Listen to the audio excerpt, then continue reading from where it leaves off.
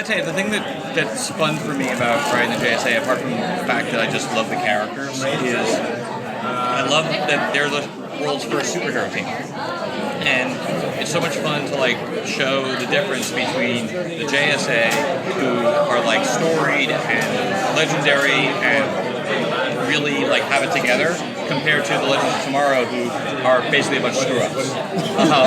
And it's like, wow, there really are two very different kinds of superheroes or superhero teams, and that showing that dynamic and that difference is really fun for us. How are you approaching the Flashpoint thing with Legends of Tomorrow? Is that going to affect your storyline very much? Or? We don't have any sort of near-term plans for it to affect us, mainly because I think, we're doing our own version of time travel, and our guys are changing history on their own. Changing history on top of Barry changing history, I don't think we didn't find a way to do that and have it not be the most confusing thing ever.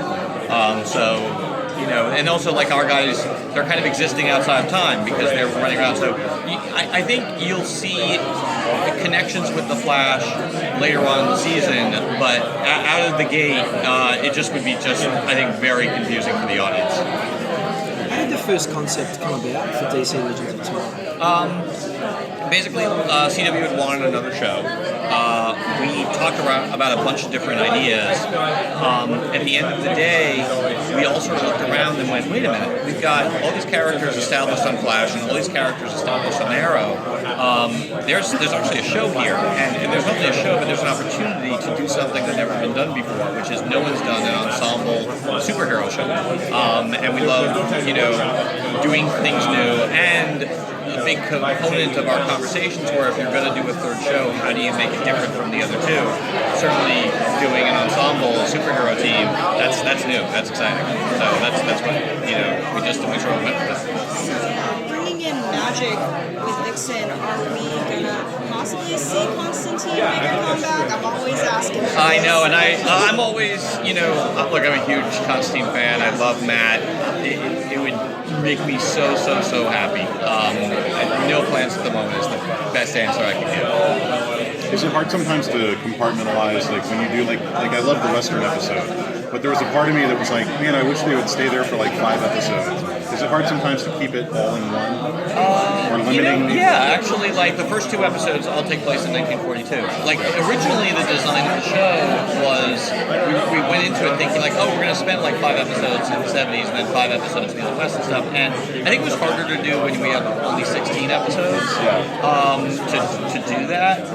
So we're kind of, I think, transitioning to a point where we're just not dogmatic about it. It's just like, look, if we've got 5 episodes, work the story, set in the Old West, we'll stay in the Old West for 5 episodes. It totally depends upon what the nature of the storytelling is dictating. Can I also use that to segue into, will we see more Jonah Hex, and how much more Jonah Hex will we see? Jonah Hex will definitely be returning to the show. I will say that. We saw Star City in the future. Yes, it's important.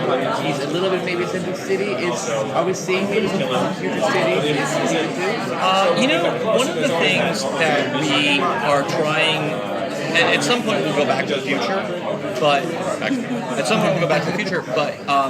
we're not like doing it straight out of the gate. For one thing, the future's just hard to pull off from a production standpoint in a way that we haven't. We've done post-apocalyptic, we've done sort of the Minority Report version of the future, we've done, the Star City 2046. It's not like we don't want to do it, but we want to find the right story and do it in the right way. One of the biggest, I think, crazy nuts moments in a good way was Ray going giant size and fighting a giant robot. How in the world did you get that through the CW to know that you could pull it off? I mean, that's a giant scene. It's a massive scene. I got to give all the credit in the world goes to Armin Kevorkian and his team at Encore. They pulled it off. It was an idea that the writers room came up with. We knew we wanted to do an episode with a giant robot because we teased that in our promo that launched the show. Like we saw the big robot foot, and we sort of went into season 1 going like, okay, well, you showed the foot, you got to show the whole robot. And the writing staff came up with this idea. Well, what if Ray gets big and fights the robot? Like, oh, okay, that's awesome. And there were notes calls, like, each episode begins with us publishing what we call story area, where we sort of tell the network and the studio, this is what we have planned. We certainly have mentioned that. And to both Warner Brothers and the CW's credit, they went, I hope you can do that, but they didn't say no, and they didn't say you can't do that, because I think by this point they've got faith in, I don't even want to say us, in Zoic and Encore, the two houses that do visual effects across the 4 shows. These guys can pull off the amazing and the impossible, and we always say, like, there's some like Honda versions of scenes, and there's some Cadillac versions of scenes. And not every scene, we don't have the money for every scene to be a Cadillac. And watch, Honda will never do business with me again. You can't, like, we went in with the super deluxe ultra Cadillac version and thought we'd pare it down, and that's what you end up seeing on screen. Like, it is every bit as big as we didn't think we could afford it, we didn't think we had the time, but Encore, Carmen, they pulled off miracles. On the TV show budget, it was very impressive. Thank you. What other basic news? Will we see? We have to do right now on the videos kind of. What other news might we see besides Alvin? Oh, you know what? Today at the panel, we'll announce the other members of the JSA. I can't break that news here. Not something great. Okay. I can. Thank you so much. Thank you.